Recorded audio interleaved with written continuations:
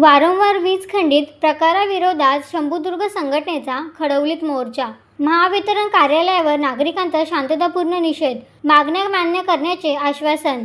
खडवली परिसरात वारंवार खंडित होणाऱ्या वीज पुरवठ्याच्या निषेधार्थ शंभुदुर्ग संघटनेच्या वतीने महावितरणच्या खडवली शाखा कार्यालयावर शांततापूर्ण निषेध मोर्चा काढण्यात आला. या मोर्चात नागरिकांसह महिला आघाडी, व्यापारी संघटना, रिक्षा युनियन, मेडिकल क्षेत्रातील प्रतिनिधी आणि विविध सामाजिक संघटनांनी मोठ्या संख्येने सहभाग घेतला.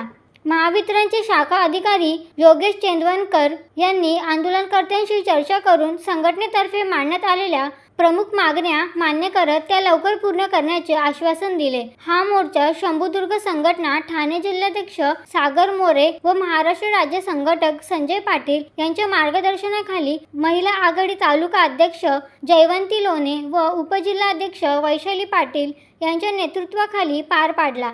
यावेळी तालुका उपाध्यक्ष तथा सरपंच चेतन शेलार, संदेश लोणे, रुपेश खंडागळे, वैभव मोरे, एकनाथ मोरे, राजेश मोरे यांसह अनेक पदाधिकारी व ग्रामस्थ उपस्थित होते.